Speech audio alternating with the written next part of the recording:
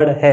Indefinite को indefinite इसलिए कहते हैं क्योंकि इसमें समय की अनिश्चितता होती है। वहीं पे मैंने एक निश्चित चीज़ भी समझाने की कोशिश की थी कि इनमें निश्चित चीज़ें होती हैं, फिर भी इनको इंडेफिनेट क्यों कहते हैं। कि आई एम एन इंडियन, ये मैं भारतीय हूँ, तो निश्चित है कि मैं भारतीय हूँ, आज भी भारतीय हूँ, कल भी भारतीय था और आगे भी भारतीय ही रहूँगा। तो कहने का मतलब आज अगर मैं भारतीय हूँ, आज मैं अगर भारतीय हूँ, तो इसमें थोड़ा सा पास्ट भी मौजूद है कि अकेले आज कोई आया किसी अन्य विदेश से आया मान लीजिए, तो उसको हम नहीं कहेंगे कि ये इंडियन है। उसको हम एक बार देखते नहीं कहेंगे कि ये ऑस्ट्रेलियन है, इंडियन है, कहाँ से आया है, कैसा है, एक दिन कहने से, एक बार देखने से नहीं कह सकता। उसमें उसका पास्ट मौजूद ज़रूर होगा। कहने का मतलब अगर मैं आज इंडियन हूँ तो कहीं पिछले 5 साल, 10 दिन, 15, 20 दिन, 20 साल से मैं इंडिया में रहा हूँ, तभी मुझे इंडियन बोला जाता है, तभी मैं इंडियन हूँ। तो इसमें पास्ट मौजूद है, आगे भी मैं इंडियन ही रहूँगा, तभी मैं आज कह रहा हूँ कि मैं इंडियन हूँ। अगर मैं आज इंडियन हूँ तो आगे भी इंडियन ही होऊंगा। अगर हम आज पृथ्वी पे रहते हैं तो कल भी पृथ्वी पे रहते थे, आगे जाके भी पृथ्वी पे ही रहेंगे। इसी कारण इसमें समय की अनिश्चितता रहती है और इस समय की अनिश्चितता के कारण ही इसको क्या कहते हैं, इंडेफिनेट कहते हैं। सिंपल क्यों कहते हैं ये भी मैंने समझाने की कोशिश की है कि सिंपल को सिंपल इसलिए कहते हैं क्योंकि इसमें अकेले सब्जेक्ट के साथ वर्ब जोड़ देने से सेंटेंस कंप्लीट हो जाता है। अगर वर्ब ट्रांजिटिव है तो इसके साथ ऑब्जेक्ट भी रखो। तो hello, welcome to the quality education. This is the very first video of tense. ये इंग्लिश ग्रामर का सबसे मोस्ट अवेटेड टॉपिक है, यानी सबसे इम्पोर्टेंट टॉपिक इसको मानेंगे, वर्ब या फिर टेंस को ही मानते हैं। अगर ये हम जान जाते हैं या फिर वर्ब या टेंस का हमें ज्ञान है तो हमें इंग्लिश ग्रामर का थोड़ा बहुत ज्ञान ज़रूर है। इनके बिना किसी भी प्रकार से इंग्लिश ग्रामर पॉसिबल नहीं है। इनके बारे में हम पढ़ेंगे। ये वैसे तो आपके सामने स्लाइड पे लिख रखे हैं, ये जो आपने नॉर्मल डेफिनेशन सबसे पहले इन चीज़ों की जान ली है या फिर पहले ही जानते हैं इनके बारे में कि टेंस जो है 3 टाइप के होते हैं जो आपके सामने लिखे हैं, प्रेजेंट, पास्ट और फ्यूचर, और ये इनके 4 टाइप होते हैं। प्रेजेंट यानी वर्तमान, जो आप अभी ये क्लास देख रहे हो, प्रीमियर हो चाहे जैसे आप अपलोड हुई क्लास देख रहे हो, वर्तमान में जो आप जो काम कर रहे हो ये प्रेजेंट है, पीछे आपने जो काम किया वो पास्ट है, आगे आने वाला है वो फ्यूचर है। वैसे वर्ब में पढ़ाते टाइम मैंने क्लियर करने की कोशिश की भी थी टेंस के बारे में थोड़ी सी, लेकिन अब मैं यहाँ पे कंप्लीट से इस टॉपिक के बारे में क्लियर करने की कोशिश करूँगा। एकदम आसानी से इसके बारे में लॉजिक से पढ़ने की कोशिश करेंगे। किसी भी चीज़ को, जैसे वर्ब को हमने लॉजिक से पढ़ने की कोशिश की थी कि वर्ब है, अगर ट्रांजिटिव है तो ट्रांजिटिव क्यों कहते हैं, इंट्रांजिटिव है तो इंट्रांजिटिव उसको क्यों कहते हैं, या फिर उनको लॉजिक से पहचानने की भी बात हमने वहाँ पर कही थी या फिर वो बात पढ़ी थी। ठीक उसी प्रकार से हम इसी चीज़ों को पढ़ेंगे टेंस को एकदम आसानी से। बहुत सारी जगह पे आप ऐसा लिखा हुआ देखते हैं, पाते हैं या फिर पढ़ते हैं कि टाइम एंड टेंस, टाइम और टेंस लिखा हुआ मिलता है आपको, या फिर पढ़ते टाइम भी आपको ये पढ़ता है कि टाइम और टेंस हमारा टॉपिक है। मैंने यहाँ पे टेंस ही लिखा है सिर्फ, क्यों कि जहाँ पे पढ़ा है, एक ऑक्सफोर्ड में आप पढ़ने की कोशिश कीजिएगा कि वहाँ पे लिखा जाता है या फिर वहाँ पे आपको लिखा हुआ मिलेगा कि टाइम है वो ग्रामेटिकल शब्द नहीं है। टाइम है वो बिल्कुल भी ग्रामेटिकल शब्द, ग्रामेटिकल वर्ड नहीं है। इसके अपोजिट टेंस है एकदम एग्जैक्टली बहुत ही प्यारा टेंस जो है, ये बहुत ही प्यारा ग्रामेटिकल वर्ड है। ये ग्रामर को बहुत अच्छे से डिफाइन करता है। कहने का मतलब टाइम की अगर बात करूं, जैसे मैं 9 बजे, 10 बजे, 11 बजे, कहीं पे भी मैं ये टाइम बता रहा हूं, जैसे 9, 10, 11, ये किसी प्रकार से किसी टेंस को डिफाइन कर रहे हैं। इससे किसी टेंस का पता चल रहा है कि हाँ ये 9 बजे है तो प्रेजेंट सिंपल है, अगर 10 बजे है तो पास्ट सिंपल है। किसी प्रकार से जज नहीं कर सकते। हाँ कर सकते हैं, थोड़ा बहुत वर्ब से जज कर सकते हैं कि कहीं पे वेंट लिखा हुआ हमें मिल रहा है तो वो हम पढ़े हुए कि कहीं पे V2 है तो वेंट के हिसाब से हम उसको पास्ट सिंपल कह सकते हैं। लेकिन फिर भी अगर उसमें टाइम दे दिया जाए, अकेले टाइम से हम डिफाइन नहीं कर सकते कि ये टेंस है, क्योंकि मोस्ट ऑफ सेंटेंस होते हैं जिनमें वर्ब आपको दी मिलेगी पास्ट की, लेकिन उसमें टाइम दिया हुआ मिल सकता है आपको फ्यूचर का भी, सिंपल का, फ्यूचर का भी और प्रेजेंट का भी। कहने का मतलब अगर प्रेजेंट टेंस आप कहीं पे भी पढ़ रहे हो और प्रेजेंट टेंस में आपको वर्ब है या फिर हेल्पिंग वर्ब है, वो प्रेजेंट टेंस की ही मिलेगी, लेकिन उसमें टाइम फ्यूचर का हो सकता है, पास्ट का हो सकता है। बहुत सारे एग्जाम्पलों से मैं आपको इनको समझाने की कोशिश करूँगा। उससे पहले हम ये जानने की कोशिश करेंगे कि अगर प्रेजेंट जो टेंस है इसके नाम दिए गए हैं, जो सिंपल टेंस होता है उसको सिंपल कहते हैं और सिंपल के अलावा इंडेफिनेट भी कहते हैं। ये मैंने वर्ब में भी डिफाइन करने की कोशिश की थी कि मैं वहाँ आपको टेंस में बताऊंगा, टेंस पढ़ाते टाइम बताऊंगा कि जो सिंपल टेंस होता है, सिंपल को सिंपल ही क्यों कहते हैं या फिर इसको इंडेफिनेट कहते हैं तो इंडेफिनेट ही क्यों कहते हैं।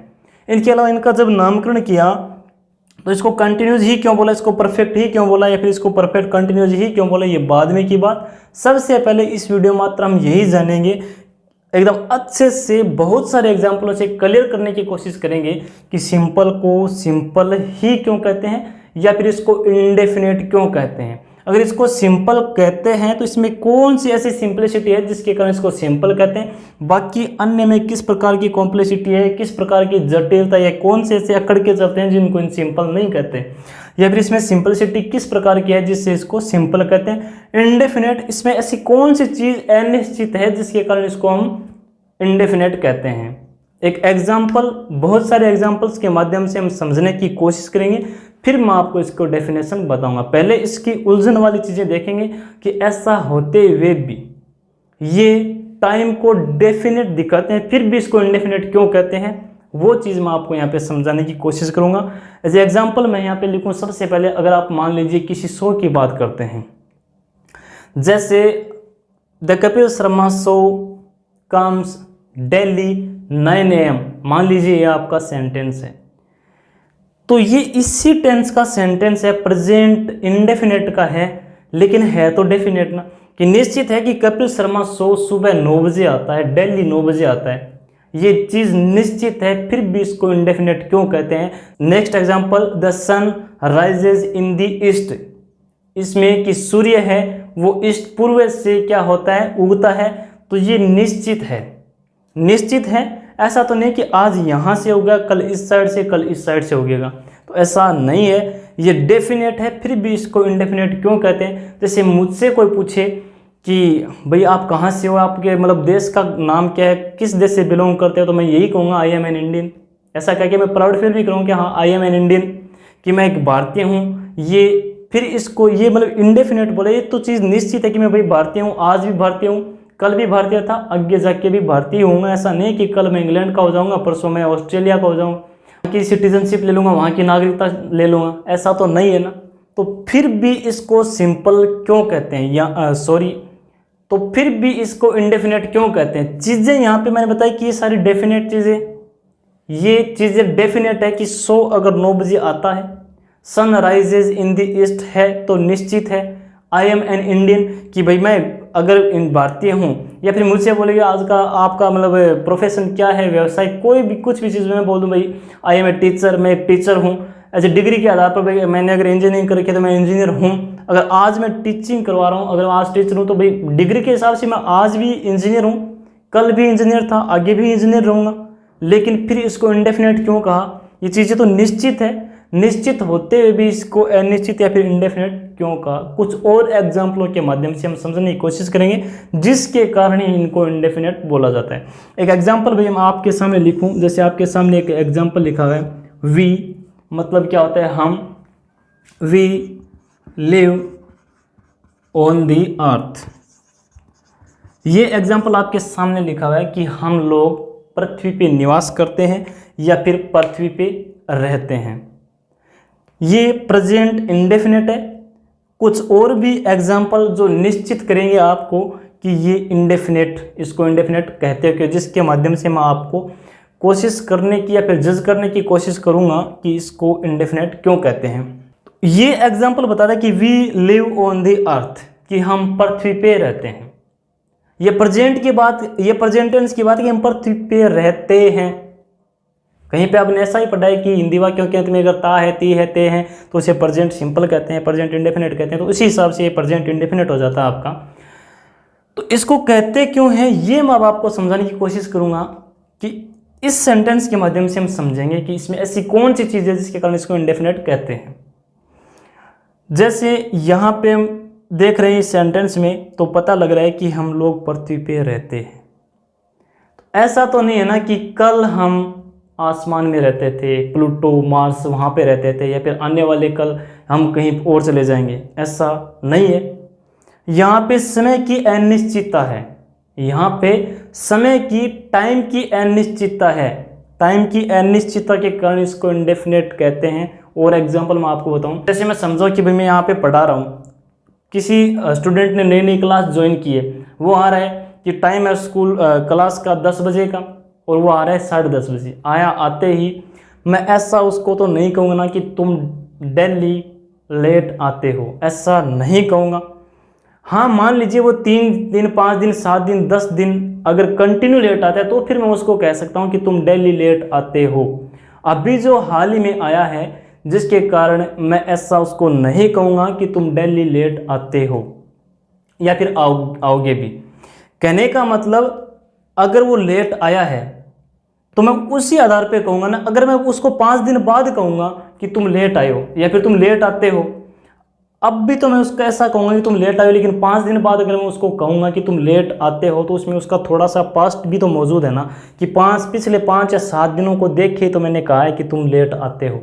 सिर्फ एक दिन के आधार पर मैं जज नहीं कर सकता कि तुम डेली लेट आते हो। इसको मैंने 5, 7, 10 दिन से देखा है, फिर मैंने उसको बोला है कि तुम डेली लेट आते हो। तो मिनिमम पास्ट भी मौजूद है। किसी भी टाइम में लगभग मिनिमम प्रेजेंट, पास्ट और फ्यूचर तीनों मौजूद होंगे। जैसे आई एम एन इंडियन, मैं अगर भारतीय हूँ तो मैं कल भी भारतीय था, आज भी भारतीय हूँ, आगे जाके भी भारतीय होऊंगा। तो इसमें टाइम की अनिश्चितता है, इसी कारण इसको इंडेफिनेट टेंस कहते हैं। ये उम्मीद करता हूँ कि थोड़ा बहुत आपको समझ में आया होगा। फिर भी मैं एक बार और आपको बताने की कोशिश करता हूँ कि इस टाइम के कारण, टाइम की अनिश्चितता के कारण इसको क्या कहते हैं, इंडेफिनेट टेंस कहते हैं। जैसे हम पृथ्वी पे रहते हैं, तो भाई कहने का मतलब कल भी रहते थे, मिनिमम इसमें पास्ट है, आगे जाके भी हम पृथ्वी पे ही रहेंगे, कहीं और नहीं रहेंगे, तो इसमें मिनिमम फ्यूचर भी है, और फ्यूचर के साथ साथ प्रेजेंट तो इसमें है ही। तो यहाँ पे समय की अनिश्चितता है, इस समय की अनिश्चितता के कारण ही इसको इंडेफिनेट कहते हैं। ये बात मैं उम्मीद करता हूँ आपको क्लियर समझ में आई होगी। वो 100 वाली बात के आधार पर हम कह सकते हैं कि हाँ, दिल्ली की अगर बात हो रही है, अगर दिल्ली की बात हो रही है, फिर भी इसे इंडेफिनेट क्यों कहा है? वहाँ पे उसको डेफिनेट कहना चाहिए था, वहाँ पे उसको डेफिनेट कहना चाहिए था। कुछ एक हम देखते हैं कि अगर हम टेंस अगर यहाँ पे पढ़ने की कोशिश करते हैं, तो थोड़ी बहुत देर पढ़ा के मैं आपको घंटे भर में पढ़ा के यही क्लियर कर पाऊँगा कि इसको इंडेफिनेट कहते हैं क्यों हैं। कुछ एक क्लास में हम देखते हैं कि मात्र 7 दिन 5 दिन में टेंस क्लियर, तो वो टेंस क्लियर नहीं कर पाएंगे हम। किसी की दूसरे की लैंग्वेज को हम 1 दिन 2 दिन में पढ़ के, या फिर किसी भी बुक में 20 पेज में 30 पेज में प्रेजेंट पास्ट फ्यूचर, किसी भी हमारे प्रेजेंट पास्ट फ्यूचर को हम जज नहीं कर सकते, नहीं पढ़ सकते। 30 क्या 50, 100, 200 पेज में भी हम इसको नहीं पढ़ सकते। सिर्फ इतना कह सकते हैं कि इनके बारे में हम ज्ञान ले सकते हैं, इनके बारे में थोड़ा बहुत जान सकते हैं, लेकिन इसको क्लियर ऐसा नहीं कह सकते कि हाँ मुझे टेंस आते हैं, कंप्लीट आते हैं। खुद ग्रामेरियन भी नहीं कहते कि मुझे टेंस आते हैं, कि ये बहुत ज़्यादा कॉम्प्लिकेटेड टॉपिक है जिसमें बहुत ज़्यादा वेरिएशन आते रहते हैं। कहने का मतलब बहुत सारी बुक्स जो हैं वो कोई बुक कुछ लिखती है, कोई बुक इसके बारे में कुछ लिखती है कि इसमें अन्य रूल मिल जाएंगे। तो रूल के आधार पर न चल के हम लॉजिक से पढ़ने की कोशिश करेंगे। अब हमने जानने की ये कोशिश की थी कि अगर इसको इंडेफिनेट कहते हैं तो इंडेफिनेट क्यों कहते हैं, ये मैंने यहाँ पे मेरे हिसाब से अच्छे से डिफाइन करने की कोशिश की थी, जो आपके समझ में आया होगा कि इंडेफिनेट क्यों कहते हैं। अब तक हमने यही जाना था कि इसके 2 नाम होते हैं, प्रेजेंट इंडेफिनेट और पास्ट इंडेफिनेट। अगर इसको इंडेफिनेट कहते हैं तो मुझे उम्मीद है, जहाँ तक मुझे पता है आप लोगों को नहीं पता था, हो सकता है किसी को पता है, कहीं और भी पढ़ा हो, किसी टीचर ने पढ़ा दिया होगा, तो हो सकता है पता हो, लेकिन जहाँ तक 90% मेरी सोच है, जहाँ तक मैंने देखा है, नहीं पता था कि इंडेफिनेट को इंडेफिनेट क्यों कहते हैं। तो कारण बताने की मैंने कोशिश की थी। आप बहुत सारे एग्जाम्पल्स के माध्यम से आप इनको खोज सकते हैं, देख सकते हैं कि इनको इंडेफिनेट क्यों कहते हैं। फिर दूसरा कि इसको सिंपल क्यों कहते हैं, इसमें ऐसी कौन सी सिंपलिसिटी है जिस कारण इसको सिंपल कहते हैं। कुछ एक एग्जाम्पल से ही समझ पाएंगे, या फिर इससे पहले सिंपल के बारे में मैं बता दूं कि छोटी सी बात है कि सिंपल को सिंपल कहते क्यों हैं। सिंपल को सिंपल इसलिए कहा जाता है क्योंकि सिंपल जो टेंस होता है इसमें सब्जेक्ट के साथ वर्ब को रखकर, अगर सब्जेक्ट के साथ वर्ब को रखकर सेंटेंस बनाया जा सकता है अगर वो वर्ब इंट्रांजिटिव हो, अगर बशर्ते अगर जो वर्ब है वो ट्रांजिटिव है तो इसके साथ मिनिमम ऑब्जेक्ट आप रख सकते हैं, फिर ऑब्जेक्ट रखना पड़ेगा। तो कहने का मतलब समझ पाए होंगे आप कि सिंपल को सिंपल इसलिए कहा जाता है क्योंकि इसके साथ, या फिर ये इतना सिंपल है कि मात्र सब्जेक्ट के साथ वर्ब रख देने से ही ये सेंटेंस को कंप्लीट कर देता है। एग्जाम्पल लिखने की कोशिश करूं, जैसे बर्ड्स फ्लाई, पक्षी उड़ते हैं, बर्ड्स फ्लाई पक्षी उड़ते हैं। अगर यहीं पे भी आप कुछ और कोशिश करना, कुछ और टेंस को बनाना चाहो, कहीं पे इसको कंटिन्यूस बनाना चाहो जैसे, तो वहाँ पे आपको लिखना पड़ेगा। एग्जाम्पल में लिखूं जैसे ही इज डांसिंग, अब इज के बिना यहाँ पे पॉसिबल नहीं है किस प्रकार का ये सेंटेंस बनाना। कहने का मतलब अगर अदर आप सेंटेंस बनाओगे, अदर टेंस को आप पढ़ोगे, उसके सेंटेंस बनाओगे तो उसमें एक ऑक्सिलरी वर्ब यानी हेल्पिंग वर्ब जो सहायक वर्ब होती है ना, वो सहायक क्रिया होनी चाहिए। अन्य में एकमात्र ऐसा टेंस है सिंपल टेंस जिसमें मात्र और मात्र सब्जेक्ट के साथ वर्ब ऐड कर देने से एक पूरा कंप्लीट सेंटेंस बन जाता है, जिस कारण इसे सिंपल सेंटेंस कहते हैं। तो ये चीज़ आपको अच्छे तरीके से समझ में आएगी कि प्रेजेंट जो इंडेफिनेट होता है उसको इंडेफिनेट क्यों कहते हैं, या फिर अगर प्रेजेंट सिंपल है तो इसको सिंपल क्यों कहते हैं। इंडेफिनेट इसलिए कहते हैं क्योंकि इसमें समय की अनिश्चितता होती है, समय निश्चित नहीं है कि आज हम हैं, निश्चित हैं तो आज ही मात्र, ये हमारा पास्ट नहीं था। तो कहने का मतलब चीज़ आप समझने की कोशिश करो कि इंडेफिनेट को इंडेफिनेट इसलिए कहते हैं कि इसमें समय की अनिश्चितता होती है। मिनिमम इसमें 2 टेंस जरूर होते हैं, तीसरा तो होता है लेकिन मिनिमम इसमें 2 टेंस होते हैं। अगर टाइम की बात करें तो इस टाइम के हिसाब से मिनिमम 2 टेंस होते हैं। अकेले सीधे टाइम से हम या फिर अकेले किसी सब्जेक्ट से हम टेंस को जज नहीं कर पाते, सिर्फ वर्ब ही है जो किसी टेंस के फॉर्मेशन को चेंज कर देती है। हमने पढ़ा कहीं पे भी अगर किसी नाउन, प्रोनाउन और सब्जेक्ट जो है हमारा, जैसे कहीं पे भी प्रोनाउन एज ए प्रोनाउन ही मैं लिखूं, यहाँ पे एज ए सब्जेक्ट में यहाँ पे राम लिखूं, या फिर एज ए कंजक्शन कहीं पे भी मैं एंड लिखूं, तो ये किसी भी सेंटेंस को बनाए, किसी भी टेंस को बनाए उसमें सेम रहेंगे। अगर ही है तो ही का कोई पास्ट नहीं है, प्रोनाउन का कोई पास्ट नहीं है, कहीं पे राम है या फिर सब्जेक्ट भी है, नाउन भी है, तो राम का अगर हम पास्ट सिंपल में कोई सेंटेंस बनाएंगे जैसे राम गोज टू स्कूल लिख रहे हैं या फिर ही गोज टू स्कूल लिख रहे हैं, तो कहने का मतलब इसको पास्ट में जाएंगे तो ही गोज टू का वेंट हो जाएगा। वर्ब चेंज जरूर हुई है लेकिन ही का ही रहा है, इसमें कोई चेंज नहीं हुआ है। Noun, pronoun, adjective, subject verb जो एग्रीमेंट है, ये किसी प्रकार से टेंस का कुछ नहीं बिगाड़ पाएंगे, ये हूबहू रहेंगे, इनका पास्ट फ्यूचर अवेलेबल नहीं है। ये सिर्फ टेंस में काम आते हैं as a subject, as a noun, as a pronoun, इस प्रकार ही काम आते हैं। इनके हिसाब से टेंस नहीं चलता, इनके हिसाब से टाइम नहीं चलता। टाइम एक ग्रामेटिकल वर्ड नहीं है, ये मैंने समझाने की कोशिश की। ये यूनिवर्सल फैक्ट है जो हमेशा चलता रहता है, सभी के लिए समान रहता है। 3 चीज़ें हमेशा सबके लिए समान रहती है। टाइम ग्रामेटिकल वर्ड नहीं है। वहीं टेंस की बात करूं तो मोस्ट इंपॉर्टेंट ग्रामेटिकल वर्ड है। इंडेफिनेट को इंडेफिनेट इसलिए कहते हैं क्योंकि इसमें समय की अनिश्चितता होती है। वहीं पे मैंने एक निश्चित चीज़ भी समझाने की कोशिश की थी कि इनमें निश्चित चीज़ें होती हैं, फिर भी इनको इंडेफिनेट क्यों कहते हैं कि आई एम एन इंडियन, ये मैं भारतीय हूँ, तो निश्चित है कि मैं भारतीय हूँ, आज भी भारतीय हूँ, कल भी भारतीय था और आगे भी भारतीय ही रहूँगा। तो कहने का मतलब आज अगर मैं भारतीय हूँ, आज मैं अगर भारतीय हूँ तो इसमें थोड़ा सा पास्ट भी मौजूद है कि अकेले आज कोई आया किसी अन्य विदेश से आया मान लीजिए, तो उसको हम नहीं कहेंगे कि ये इंडियन है। उसको हम एक बार देखते नहीं कहेंगे कि ये ऑस्ट्रेलियन है, इंडियन है, कहाँ से आया है, कैसा है, एक दिन कहने से, एक बार देखने से नहीं कह सकता। उसमें उसका पास्ट मौजूद ज़रूर होगा। कहने का मतलब अगर मैं आज इंडियन हूँ तो कहीं पिछले 5 साल 10 दिन 15 20 दिन 20 साल से मैं इंडिया में रहा हूँ तभी मुझे इंडियन बोला जाता है, तभी मैं इंडियन हूँ। तो इसमें पास्ट मौजूद है, आगे भी मैं इंडियन ही रहूँगा, तभी मैं आज कह रहा हूँ कि मैं इंडियन हूँ। अगर मैं आज इंडियन हूँ तो आगे भी इंडियन ही होऊंगा।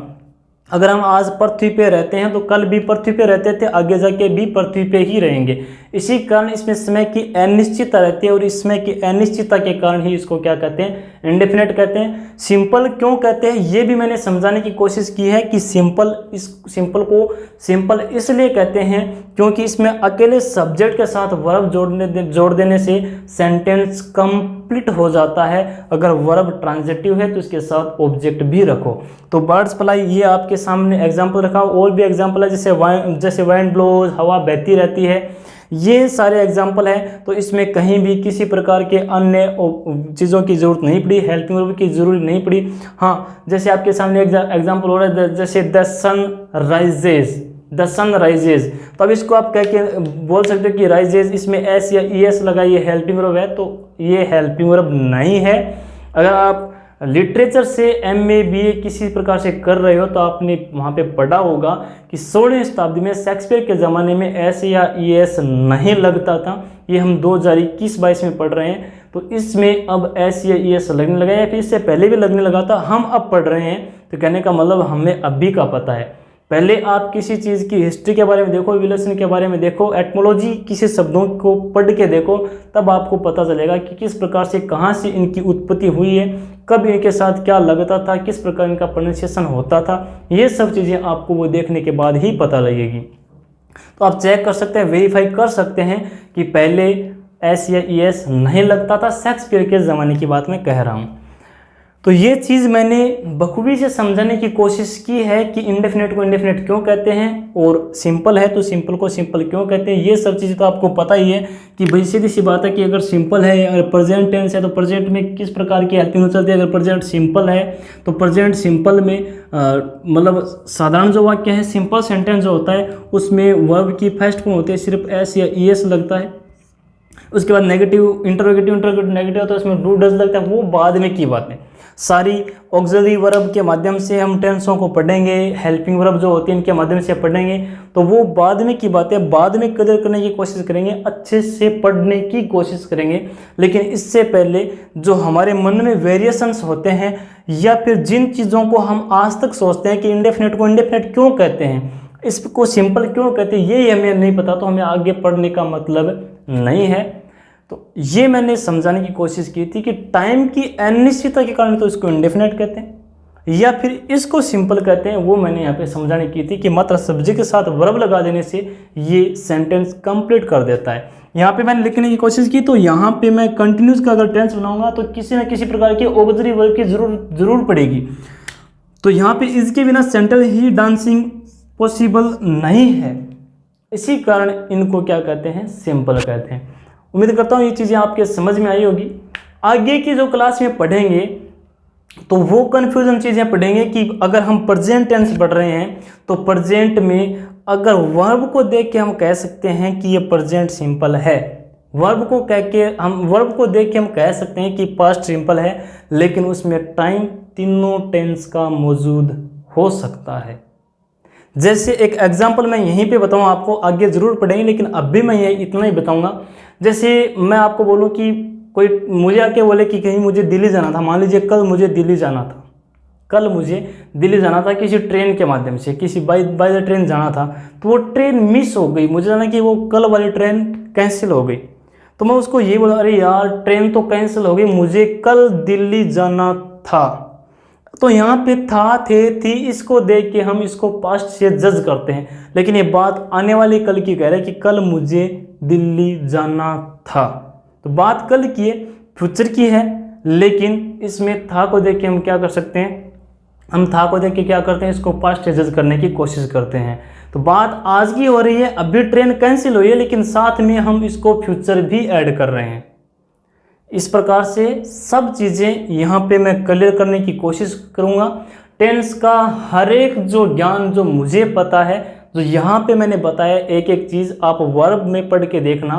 वर्ब जो मैंने अभी तक 3-4 क्लासेस जो पढ़ाई है वो मैंने अलग तरीके से पढ़ाने की कोशिश की है, लॉजिकली पढ़ाने की कोशिश की है। तो उसी प्रकार से टेंस अगर आप पढ़ोगे तो आपको रटने की ज़रूरत नहीं है, लॉजिकली हर चीज़ आपको समझ आएगी और लॉजिक से आप पढ़ोगे तो लंबे समय तक आपको याद भी रहेगी।